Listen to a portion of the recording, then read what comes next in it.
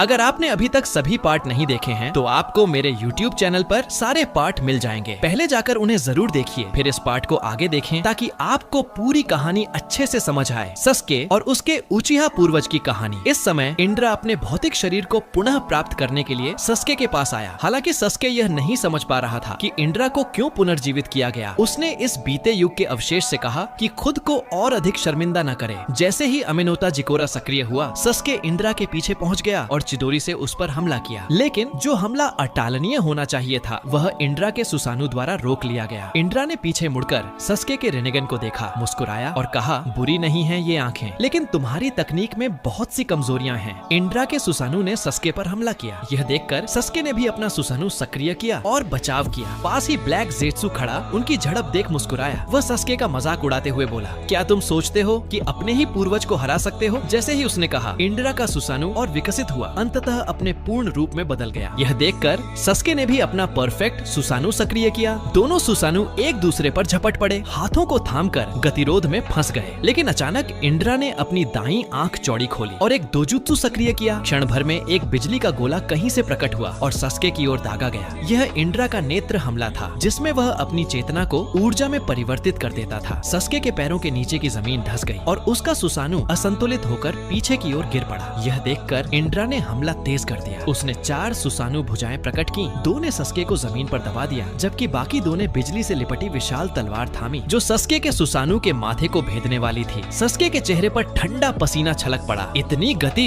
बेबस होकर उसने सुसानु छोड़ दिया और पास की एक चट्टान से जगह बदलने के लिए अमेनोटा जिकारा का उपयोग किया। इंद्रा ने ठंडे स्वर में कहा, हूँ, और फिर अपनी दाईं आंख से मानसिक हमला किया। बिजली फिर से सस्के पर गिरी। बच न पाने पर सस्के ने प्रेटापात सक्रिय कर बिजली को अवशोषित करने की कोशिश की, लेकिन यह बिजली इंद्रा की नेत्र शक्ति से बनी थी और क्योंकि सस्के की नेत्र शक्ति इंद्रा से कम थी, इसका असर नगण्य रहा। जंगली बिजली का स्तंभ तुरंत सस्के को निगल गया और वह दर्द में चिल्ला उठा। पास में ब्लैक ज़ेत्सु आश्चर्य से देख रहा था। उसे उम्मीद नहीं थी कि निंजा जगत के सबसे शक्तिशाली योद्धाओं में से एक सस्के इंद्रा के सामने इतना असहाय होगा। अचानक धुएं से 3 सुसानु तीर निकले, लेकिन इंद्रा ने उन्हें पहले ही रोक लिया। वह हंसते हुए बोला, ऐसे सुसानु का उपयोग नहीं किया जाता। फिर इंद्रा के सुसानु ने अपने हथेलियां जोड़ी और पूछा, क्या तुम जानते हो कि सुसानु से भी सेज जुत्सु किया जा सकता है? हवा में मौजूद प्राकृतिक ऊर्जा अचानक उमड़ने लगी। वह दृश्यमान ज्वार की तरह उठी और लगातार इंद्रा के सुसानु में समाने लगी। भयावह दबाव के कारण सस्के का सुसानु पास तक नहीं पहुंच पा रहा था। वह अवाक होकर देख रहा था। आसपास की सारी प्राकृतिक ऊर्जा लगभग पूरी तरह इंद्रा के सुसानु में समा गई थी और उसका रूप भी बदल गया था। यह देखकर सस्के को देजावू का अनुभव हुआ। उसे नारुतो की याद आई। अपने अंतिम युद्ध में उसने 9 पूंछ वाले दानवों का चक्र सुसानु में प्रवाहित किया था। सस्के के गाल पर ठंडी पसीने की बूंदें बहने लगी। ताकत का इतना अंतर कैसे हो सकता है? इंद्रा के होठों पर एक दुष्ट मुस्कान फैल गई। यह है इंद्रा ओत्सुत्सुकी की असली शक्ति। इंद्रा के सुसानु की तलवार के एक झटके से बिजली की धार ने सस्के को निशाना बनाया। एरो ऑफ इंद्रा, जो कभी सस्के की अंतिम तकनीक थी, अब इंद्रा के लिए एक सामान्य वार बन गई थी। सस्के का सुसानु उस हमले से घिर गया। एक रोशनी का स्तंभ आसमान तक जा पहुंचा। जब धूल बैठी, सस्के जमीन पर गिरा पड़ा था, घायल अवस्था में। अगर सुसानु ने ज्यादातर वार न झेला होता तो वह अब तक राख हो चुका होता। इंद्रा ठंडे स्वर में आगे बढ़ा और बोला, मेरे चक्र द्वारा चुने गए व्यक्ति से यही अपेक्षा थी। इतने हमले के बाद भी तुम जीवित हो। अशुरा के अलावा तुम दूसरे हो। जैसे ही सस्के शेष चक्र से चिबाकू टेंसी बनाने जा रहा था, उसके शरीर पर अचानक काला पदार्थ फैलने लगा। दरअसल जब सस्के अकात्सुकी में था और हशिरामा की कोशिकाओं का प्रत्यारोपण कराने के बाद बेहोश हुआ था, ब्लैक ज़ेत्सु ने गुप्त रूप से उसके शरीर पर काले बीज बो दिए थे। सस्के के चेहरे पर हैरानी थी। यहाँ तक कि रिनेगन भी उन्हें महसूस नहीं कर पाया था, क्योंकि जो रिनेगन सस्के के पास था वह सामान्य रिनेगन था और उसकी शक्ति ब्लैक ज़ेत्सु के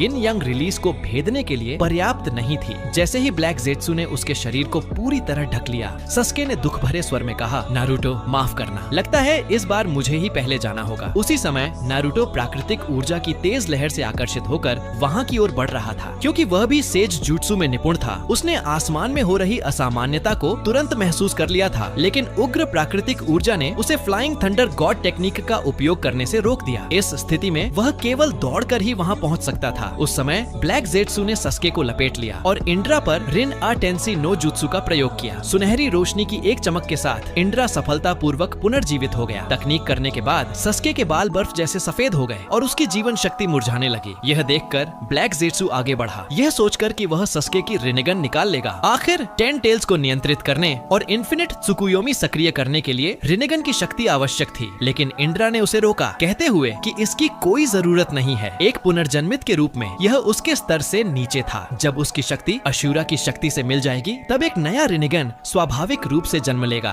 ब्लैक ज़ेत्सु ने उलझन में पूछा, क्या तुम जानते हो कि अशूरा के अवशेष कहाँ हैं? इंड्रा ने कोई उत्तर नहीं दिया। वह पहले ही महसूस कर चुका था कि कोई अनजान लेकिन अत्यंत शक्तिशाली उपस्थिति उनकी ओर बढ़ रही थी। ब्लैक ज़ेत्सु ने तुरंत अनुमान लगाया कि यह जरूर नारुतो होगा, वर्तमान अशूरा का पुनर्जन्म, संभवतः इस दुनिया का सबसे शक्तिशाली व्यक्ति। इंड्रा ने हल्की मुस्कान के साथ रुचि दिखाई, लेकिन चूंकि उसने अभी अभी अपना भौतिक शरीर पुनः प्राप्त किया था, वह अभी नारुतो से सामना नहीं करना चाहता था। वे दोनों वहाँ से चले गए। कुछ मिनट बाद नारुतो पहुँचा। उसने सस्के को जमीन पर पड़ा देखा। बमुश्किल सांस लेते हुए घबराकर वह उसके पास पहुँचा और उसे संभाल लिया। बेचैनी से उसने पूछा कि क्या हुआ था। बड़ी मुश्किल से सस्के ने 2 नाम बोले, ब्लैक ज़ेत्सु और इंड्रा। नारुतो की आंखें फैल गईं। क्या ब्लैक ज़ेत्सु का कागुया को पुनर्जीवित करने का तरीका इंड्रा के माध्यम से था? सस्के के सफेद बाल देखकर नारुतो समझ गया कि उसने रिन ए टेंसेई नो जुत्सु का उपयोग किया होगा। बिना देर किए उसने सस्के को जमीन पर लिटाया, उसके सीने पर हाथ रखे और लेडी चियो की रिएनिमेशन जुत्सु किशो टेंसेई नो जुत्सु सक्रिय की। जैसे ही नारुतो की जीवन शक्ति पूरी तरह सस्के में प्रवाहित हुई, कुरामा ने भौहें चढ़ाकर चिल्लाया, रुक जाओ, क्या तुम्हें मरने का शौक है? लेकिन नारुतो ने चेतावनी को नजरअंदाज किया। अपनी पिछली जिंदगी में सस्के ने उसे ओत्सुत्सुकी कबीले के एक देवता से बचाया था। अगर वह अब सस्के को नहीं बचा सका तो उसके पुनर्जन्म का क्या अर्थ रह जाएगा? कुरामा चुप हो गया। सस्के की जीवन शक्ति कमजोर थी, पर अभी पूरी तरह समाप्त नहीं हुई थी। नारुतो की विशाल जीवन ऊर्जा को देखते हुए यह उसे मार नहीं डालेगी, लेकिन उसकी उम्र निश्चित रूप से घटा देगी। 10 साल, 20 या 50, कोई नहीं जानता। कुरामा ने चुपचाप नारुतो की पीठ की ओर देखा। उसे पता था कि नारुतो जैसा मूर्ख साथी को कभी नहीं छोड़ेगा। जैसे जैसे नारुतो ने अपनी जीवन शक्ति डाली, सस्के की सांसें स्थिर हुईं और उसके सफेद बाल धीरे धीरे काले होने लगे। अचानक दोनों की चेतनाएं एक अंधेरी जगह में प्रकट हुई, वही स्थान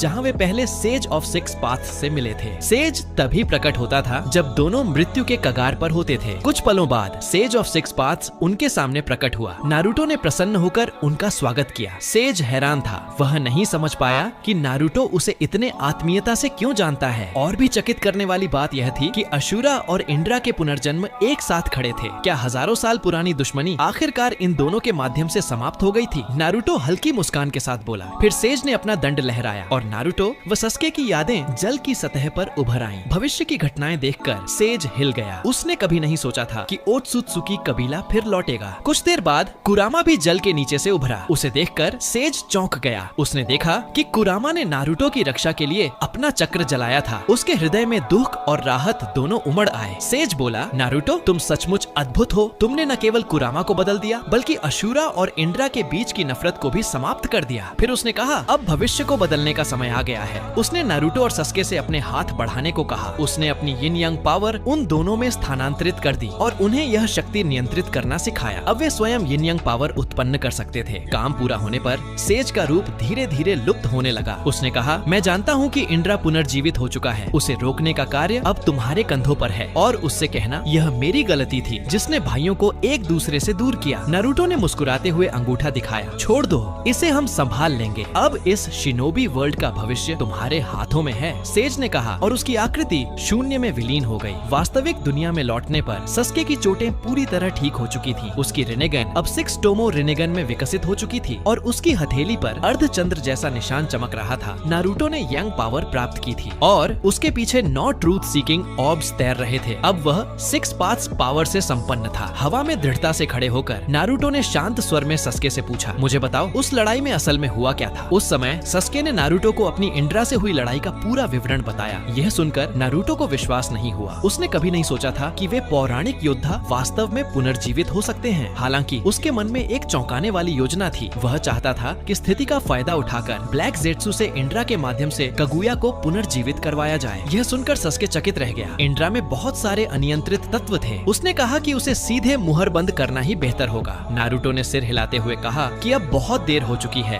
क्योंकि वह कोई ऐसा व्यक्ति नहीं है जिसे आसानी से सील किया जा सके। उसने यह भी याद दिलाया कि उनका असली दुश्मन ओत्सुत्सुकी क्लैन है। अगर वे इंड्रा को ही नहीं हरा सके तो अगले शत्रु को हराना असंभव होगा। जब नारुतो ने अपना निर्णय पक्का कर लिया तो सस्के ने कुछ नहीं कहा। उसने बस बताया कि होश खोने से पहले उसने इंड्रा को अशूरा का नाम लेते सुना था, यानी उसका अगला कदम अशुरा से जुड़ा होगा। नारुतो ने फ्लाइंग रेजिन तकनीक का उपयोग कर सस्के को हिडन रेन विलेज वापस लाया और फिर सबको इकट्ठा कर आगे की योजना पर चर्चा की। उसी समय एक अंधेरे जंगल में इंड्रा और ब्लैक जेत्सु एक ऐसी जगह पहुँचे जहाँ 1000 वर्षों से कोई नहीं आया था। इंड्रा ने ऊपर देखा, वह उस उपस्थिति को महसूस कर सकता था जिससे वह गहरी नफरत करता था। यह सेज ऑफ सिक्स पाथ्स की समाधि भूमि थी। इंड्रा की आंखें इटर्नल मनगेक्यो शरिंगन में बदल गईं। केवल वही जो सिक्स पाथ्स पावर रखते हों उस छिपी हुई जगह को खोल सकते थे। अशुरा को सिक्स पाथ्स पावर समझने के लिए अपने पिता सेज का मार्गदर्शन चाहिए था, लेकिन इंड्रा के लिए, जिसने जीवन भर उनसे लड़ाई की थी, ये यंग पावर सिर्फ एक उन्नत निंजुत्सु थी। तकनीक का जनक होने के कारण उसे इसे समझना कठिन नहीं था। उसके बाएं हाथ पर एक काला अर्धचंद्र चिन्ह उभर आया और रोशनी की एक चमक के साथ एक द्वार खुल गया। जब वे दोनों अंदर दाखिल हुए तो सामने सेज ऑफ सिक्स पाथ्स की समाधि थी। थोड़ी दूरी पर एक और कब्र थी, वह अशुरा की थी। इसे देखकर ब्लैक जेत्सु ने व्यंग्य किया, तो अशुरा अपने पिता की निगरानी इस तरह कर रहा है, सचमुच एक मूर्ख किंतु आज्ञाकारी पुत्र। इंड्रा कुछ पल के लिए पुरानी यादों में खो गया, फिर बोला, नैवेद्य निकालो। ब्लैक जेत्सु ने एक व्हाइट जेत्सु बाहर निकाला और रिएनिमेशन जुत्सु के हैंड सील सिखाने ही वाला था कि इंड्रा ने ठंडे स्वर में कहा, जरूरत नहीं, यह नश्वर तकनीक मैं पहले ही समझ चुका हूँ। इंड्रा ने हाथ जोड़ते ही रिएनिमेशन जुत्सु सक्रिय किया। अशुरा की अस्थियां व्हाइट जेत्सु के शरीर को ढकने लगी। वास्तविक रूप पूरी तरह प्रकट होने से पहले ही एक भयंकर चाक्रा स्टॉर्म फट पड़ी। ब्लैक जेत्सु तुरंत पीछे हट गया। तूफान के बीच इंड्रा दृढ़ता से खड़ा रहा और अशुरा अपने युवा रूप में पुनर्जीवित हुआ। वह बोला, मैंने कभी नहीं सोचा था कि हम इस तरह मिलेंगे भाई। यह हमारे पिता की विश्राम भूमि है, क्या हम यहाँ नहीं लड़ सकते? लेकिन स्वाभाविक रूप से इंड्रा ने उसकी बात अनसुनी कर दी। सुसानु की विशाल तलवार सीधे अशुरा पर वार कर गई। अशुरा ने दो ट्रूथ सीकिंग बॉल्स को काले डंडों में बदलकर हमला रोकने की कोशिश की, क्योंकि वह अपने पिता की समाधि को नुकसान नहीं पहुंचाना चाहता था। लेकिन टेल्ड बीस्ट्स की शक्ति के बिना अशुरा जल्द ही इंड्रा से हार गया। इंड्रा ने उसका गला पकड़ लिया और उसका सिक्स पाथ्स चाक्रा सोखने लगा। जैसे जैसे यह शक्ति इंड्रा में समाती गई, उसकी दोनों आंखें 6 टोमों वाले रिनेगन में विकसित हो गईं। उसके दाएं हाथ पर सूर्य जैसा निशान उभरा और उसके पीछे कई ट्रूथ सीकिंग बॉल्स तैरने लगी। निराश होकर अशुरा चिल्लाया, भाई गलतियां करना बंद करो। इंड्रा ने ठंडी नजर से कहा, मेरे मूर्ख भाई, हमारा भाग्य 1000 सालों से जुड़ा हुआ है, इसे अब रोकना हमारे बस में नहीं। यह कहकर उसने ब्लैक रॉड से अशुरा को बांध दिया, उसे हवा में उछाल दिया और चिबाकू टेंसी का प्रयोग कर उसे सील कर दिया। जब धूल छंटी, ब्लैक जेत्सु इंद्रा के पास आया और बोला, तुम सच में अद्वितीय हो। जो काम मदारा अपनी पूरी जिंदगी में नहीं कर सका, तुमने उसे इतनी आसानी से कर दिखाया। इंड्रा ने ठंडे स्वर में कहा, मेरा किसी पुनर्जन्म से कोई तुलना मत करो। अब जब उसने सिक्स पाथ्स पावर प्राप्त कर ली थी, उसकी शक्ति लगभग सेज ऑफ सिक्स पाथ्स के बराबर थी। बस 10 टेल्स मिल जाए तो वह पूरी तरह सेज का स्थान ले सकता था और अनंत बन सकता था। ब्लैक जेत्सु ने भीतर ही भीतर मुस्कुराया। उसे पता था कि कगुया के पुनर्जागरण का दिन अब बहुत दूर नहीं था। उस समय मदारा की इंद्रा से सामना हुआ। इस समय नारुतो सभी को इकट्ठा कर रहा था ताकि इंद्रा से निपटने की योजना पर चर्चा की जा सके। अचानक मिनातो ने तात्कालिक समाचार लाया। उन्होंने बताया कि जिस 10 टेल्स को उन्होंने बंद किया था वह अचानक गायब हो गया था। यह सुनकर नारुतो का चेहरा गंभीर हो गया। वर्तमान निंजा वर्ल्ड में केवल एक ही व्यक्ति था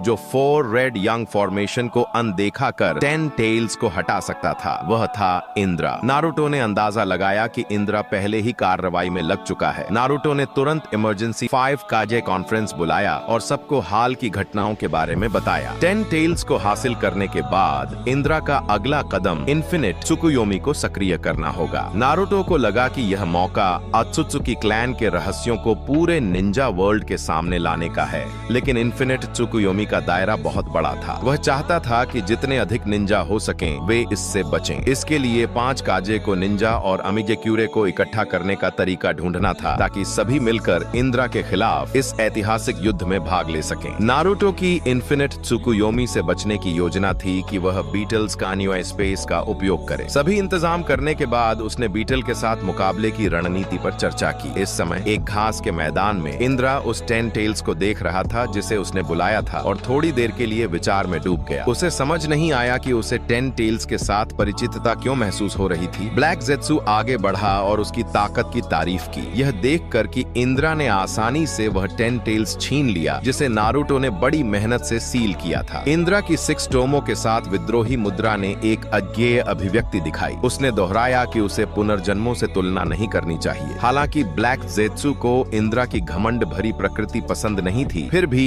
कागुया को पुनर्जीवित करने के लिए उसने विश्वासपूर्वक अनुयायी की भूमिका निभाई। इस समय इंद्रा 10 टेल्स के सिर पर कूद गया, दोनों हाथों से हाथ के संकेत बनाए और 6 पाथ्स 10 टेल्स कॉफिन सील सक्रिय किया। जैसे ही 10 टेल्स तरल में बदलकर उसके शरीर में समाया, उसके काले बाल ग्रे हो गए और पीछे के ट्रूथ सीकिंग ऑर्ब्स की संख्या 12 हो गई। अतिरिक्त 13वां ट्रूथ सीकिंग ऑर्ब बाएं हाथ में 6 पाथ स्टाफ में बदल गया। 10 टेल्स के जिनशिरोकी के रूप में इंद्रा गर्व से हवा में खड़ा था। यह देखकर ब्लैक ज़ेत्सु भीतर से चौंक गया। इंद्रा की शक्ति उसकी कल्पना से कहीं अधिक थी। अगर कागुया को उसके शरीर से पुनर्जीवित किया जा सके तो उसकी शक्ति चरम से भी अधिक हो सकती थी। ब्लैक ज़ेत्सु ने सुझाव दिया कि इंद्रा अब 10 टेल्स चक्रा जारी करे, उसे डिवाइन ट्री में विकसित करे और जैसे ही अंकुर फूले वे इन्फिनिट त्सुकुयोमी सक्रिय कर सकते हैं। यह सुनकर इंद्रा ने 10 टेल्स चक्रा जारी किया और दृढ़ विश्वास के साथ कहा कि वह इस भूमि की शक्ति को अवशोषित करके डिवाइन ट्री के अपने सबसे मजबूत रूप में विकसित होगा। इसी समय दूर की पहाड़ी पर मादारा, जिसने अभी प्रशिक्षण समाप्त किया था, डिवाइन ट्री की दिशा में देख रहा था। इतनी विशाल चक्रा की अचानक उपस्थिति ने उसे नाराज कर दिया, क्योंकि यह न तो नारुतो की थी और न हाशिरामा की। उसने तय किया कि वह खुद जाकर देखेगा। इस समय 10 टेल्स प्राकृतिक ऊर्जा को अवशोषित कर रहा था और डिवाइन ट्री बनने की प्रक्रिया में था। यह प्रक्रिया बहुत आसानी से हो रही थी,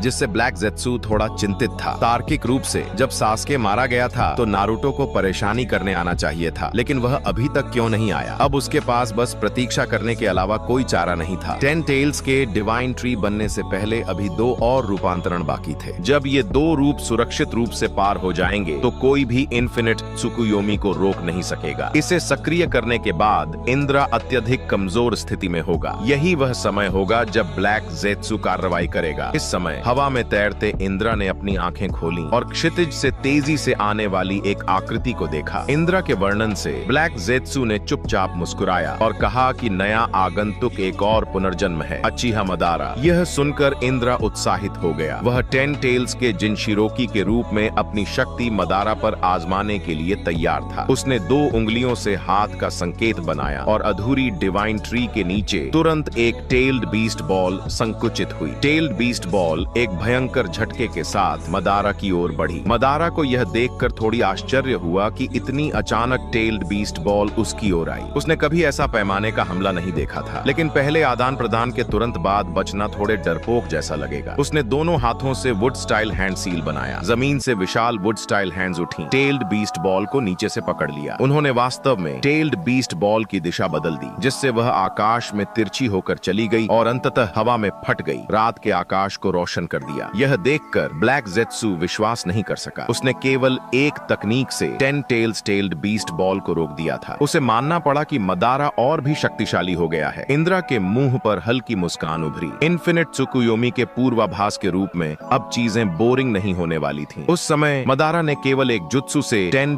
टेल्ड बीस्ट बॉल को रोक दिया। इंद्रा मदारा में खुद का प्रतिबिंब देखकर उसे दोस्ती का हाथ बढ़ाया। मदारा के होठों पर गर्वीली मुस्कान उभरी। उसने सास्के की एक प्रसिद्ध पंक्ति बोली, पुराने युग के अवशेषों को अपनी बेइज्जती बंद करनी चाहिए। इसके बाद उसने सुसनु सक्रिय किया और चिबाकु तेंसे का सुपर भारी उल्का संस्करण छोड़ा। आकाश से सैकड़ों गुना भारी उल्काएं गिरने लगीं। ब्लैक ज़ेत्सु की आंखें यह देखकर फैल गईं। उसने मदारा से चिल्लाया, मत भूलो मदारा, अब तुम एदो टेंसे शरीर में नहीं हो। अगर वह उल्का नीचे गिरी तो मदारा खुद भी खतरे में था। फिर भी मदारा भीतर से शांत रहा। इंद्रा के पीछे वही डिवाइन ट्री खड़ा था जिसे अभी लगाया गया था। अगर इंद्रा ने बचने की कोशिश की तो डिवाइन ट्री को भारी नुकसान उठाना पड़ता। इसलिए मदारा निश्चित था कि इंद्रा उल्का को रोकने की कोशिश करेगा। यह उसके लिए विरोधी की क्षमताओं को जांचने का भी एक तरीका था। इस समय इंद्रा ने नीचे गिरती विशाल उल्का की ओर देखा। वह महसूस कर सकता था कि यह उल्का किसी तकनीक से मजबूत की गई है, जिससे यह असामान्य रूप से भारी हो गई थी। उसने मदारा के कदम की सराहना की, लेकिन उसकी आंखों में यह अभी भी पर्याप्त नहीं था। जैसे ही उसने यह कहा, इंद्रा ने अपने हाथ में 6 पाथ स्टाफ को जमीन में रोपा। फिर दोनों हाथ जोड़कर 6 पाथ्स डीप फॉरेस्ट इमर्जेंस सक्रिय किया। विशाल जंगल आसमान की ओर उभरा और एक विशाल लकड़ी लकड़ी का हाथ बनाकर उल्का को नीचे से सहारा दिया। अंततः उसने बलपूर्वक उल्का को थाम लिया। मदारा थोड़ा आश्चर्यचकित हुआ कि इंद्रा हाशिरामा से भी बड़े पैमाने पर वुड स्टाइल का उपयोग कर सकता है। उस स्थिति में भले ही उसने दूसरी उल्का का इस्तेमाल किया, यह शायद काम न करता। इंद्रा ने धीरे धीरे हाथ नीचे किए,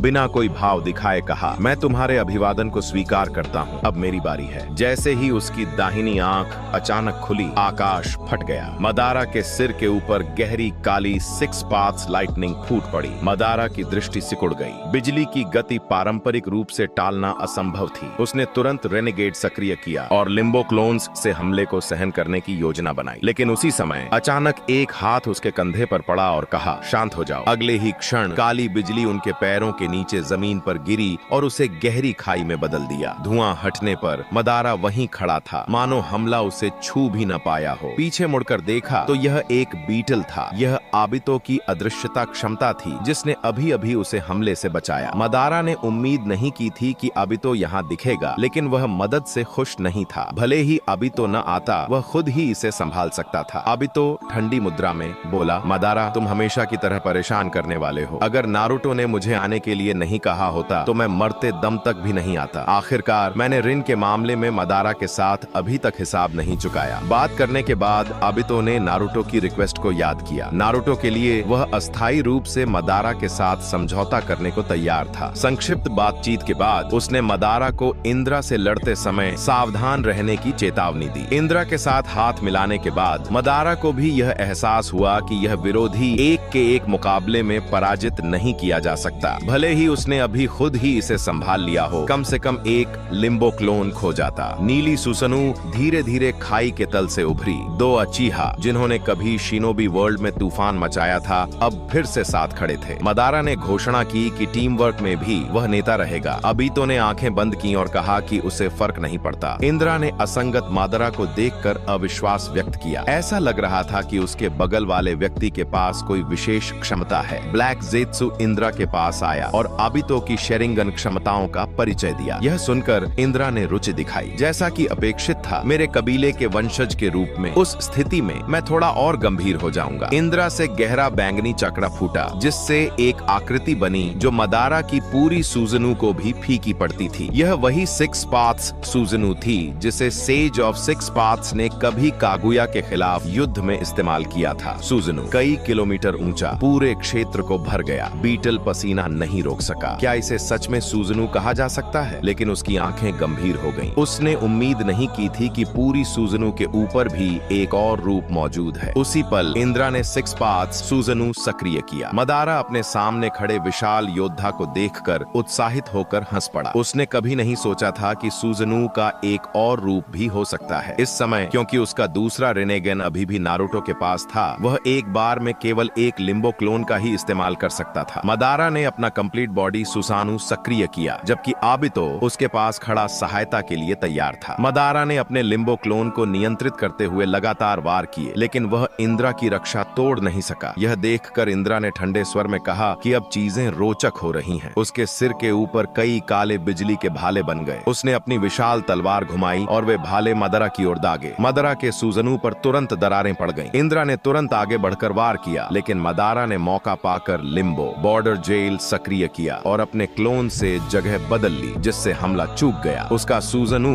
मजबूती से इंद्रा के सुजनु को पकड़ लेता है। उसी समय उसने अबितो को इशारा किया। अबितो तुरंत मदारा की योजना समझ गया और कमुई को इंद्रा की दिशा में दागा। कमुई ने 6 पाथ्स सुजनु की रक्षा भेद दी। मदारा की आंखें तेज हुईं और उसका लिम्बो क्लोन उस खुले स्थान से होकर इंद्रा के सुजनु के अंदर घुस गया, उसे बाहर फेंक दिया। इस चाल से इंद्रा पूरी तरह चकित रह गया, लेकिन मुस्कुराते हुए बोला, मेरे पुनर्जन्म के योग्य हो। इतना कहकर उसने 2 उंगलियों से मुहर बनाई, दूर से अपने 6 पाथ्स सुजनु को नियंत्रित किया और एक ही वार में मदारा के सुजनु को चकनाचूर कर दिया। मदारा का सुजनु तुरंत ढह गया, लेकिन अबितो की अमूर्तता की वजह से दोनों बिना चोट के सुरक्षित नीचे उतरे। इंद्रा ने कमुई की तारीफ की कि यह सचमुच एक अद्भुत शक्ति है। दूर से देख रहा ब्लैक ज़ेत्सु यह समझ गया कि इंद्रा को मदारा और आबितो से कुछ लगाव होने लगा है। मदारा ने दूर बढ़ते हुए दिव्य वृक्ष की ओर देखा और सोच में पड़ गया। उनके लिए वह वृक्ष एक अचल प्रतीक जैसा था। अगर वे उसका सही उपयोग करें तो किसी हद तक इंद्रा को रोक सकते हैं। उसने दोबारा सुसानु सक्रिय किया और अबीतो को उसकी हथेली पर खड़ा किया। उसने कहा कि उनके पास सिर्फ एक मौका है, अगर असफल हुए तो इंद्रा को हराना लगभग असंभव होगा। अबीतो मुस्कुराया, यह देखकर हैरान कि कभी अहंकारी मदारा अब ऐसा कह रहा था। मदारा ने पंख फैलाए और दिव्य वृक्ष की ओर उड़ चला। लिम्बो बॉर्डर जेल और क्लोन स्वैप्स का प्रयोग करके इंद्रा के हमलों से बचता रहा। ब्लैक जेत्सु ने तुरंत मदारा की योजना भांप ली और चिंतित होकर इंद्रा को वृक्ष की रक्षा करने को कहा। इंद्रा भी तुरंत उड़ पड़ा। मदारा ने देखा कि इंद्रा फंस गया है। उसने अचानक घूमकर आबितो को इंद्रा की ओर फेंक दिया, जबकि खुद वृक्ष की ओर बढ़ा। इंद्रा के पास कोई विकल्प नहीं था। उसने आगे बढ़ते हुए ट्रूथ सीकिंग ऑर्ब्स दागे, लेकिन आबितो ने अपनी अमूर्तता से सभी हमले टाल दिए। वह पूरे समय अमूर्त बना रहा। इंद्रा के सुजनू में घुस गया और सीधे इंद्रा की ओर पहुंचा। अब घबराए हुए इंद्रा ने काले छड़ियों से वार किया, लेकिन वे भी आबितो से होकर निकल गईं। आबितो ने तुरंत इंद्रा की बांह पकड़ ली और दोनों मांजेक्यो शारिंगन की पूरी शक्ति से कमुई सक्रिय कर दिया। इतने पास से बच निकलना लगभग असंभव था। इंद्रा अंततः अवशोषित हो गया। इंद्रा के समर्थन के बिना सिक्स पाथ्स सुजनू तुरंत ढह गया। मदारा वापस आया और गिरते हुए आबितो को पकड़ लिया। जमीन पर उतरते ही दोनों ने एक दुर्लभ मुस्कान साझा की। वे सफल हो चुके थे। तभी हवा में व्यंग्यात्मक हंसी गूंज उठी। मैंने कभी नहीं सोचा था कि तुम दोनों इतने कम समय में इतनी सटीक चाल चल सकोगे। पास ही एक काला स्पेस टाइम गेट खुला और दो ट्रूथ सीकिंग ऑर्ब्स बाहर निकले, जो अबीतो और मदारा की ओर दागे गए। अबीतो स्तब्ध था। किसी ने उसके कमुई आयाम से कैसे बाहर निकल आया? क्या 6 टोमों वाला रिनेगन वास्तव में स्पेस टाइम यात्रा करने में सक्षम था? कमुई के इस्तेमाल के बाद अबीतो अमूर्त नहीं बन सका। मदारा ने खतरा महसूस किया और अंतिम क्षण में अपने लिम्बो क्लोन को अबीतो की ढाल बना दिया। दोनों के दिल ट्रूथ सीकिंग ऑर्ब से भेद दिए गए। अबीतो चौंक गया। उसने जटिल भाव से पूछा कि मदारा ने उसे क्यों बचाया। कमजोर सांसों के बावजूद मदारा ने कहा, इस तरह मैंने तुम्हारे लिए रीन का बदला ले लिया। अब हमारा हिसाब बराबर है। मदारा ने अबीतो को कहा कि वह कमुई से भाग जाए और नारुतो को बता दे कि वह अपना वादा पूरा नहीं कर सका। अबीतो ने गुस्से में मुट्ठियां भींच लीं। तुम ये बात खुद नारुतो से कहो। उसने फिर से अपने मंजेक्यो को सक्रिय किया। आखिरी शक्ति से कमुई का प्रयोग करते हुए खुद और मदारा दोनों को आयाम में खींच लिया। वहां दोनों थके हुए लेटे थे। मदारा की जीवन शक्ति समाप्त हो रही थी, लेकिन जैसे ही मृत्यु निकट आई, उसकी छाती पर उभरा हाशिरामा का चेहरा घुलने लगा और उसकी जीवन शक्ति मदारा के शरीर में समाने लगी। उसी समय उसका धुंधलाया हुआ रिनेगन किसी नए रूप में बदलने लगा। बाहर इंद्रा ने अब मदारा या अबीतो का पीछा नहीं किया, क्योंकि उसकी नजर अब उस दिव्य वृक्ष पर थी जो खिलने वाला था। दोस्तों, अगर आपको ये वीडियो पसंद आया हो तो नीचे हाइप बटन दबाना मत भूलो। अगर वीडियो को लाइक और शेयर करना बिल्कुल मत भूलिएगा। और हाँ, आने वाला पार्ट मिस न हो, इसके लिए चैनल को सब्सक्राइब जरूर कीजिए। आपका प्यार और सपोर्ट ही हमें और भी रोमांचक कहानियां लाने की ताकत देता है। यहीं पर इस वीडियो को खत्म करते हैं। मिलते हैं अगले पार्ट में। Everybody knows that I'm breaking down. Everybody knows I ain't faking now. Everybody knows my heart's vacant now. Yeah, she hates me now, I made mistakes, but now I don't ever wanna be alone. I don't really ever feel at home. On my own, in the zone, that's the only way I know. Feeling low, about to blow back up. Here I won't ever let the doubt creep in. Gotta pop a couple more aspirin. I don't think I'll ever let you in. Easy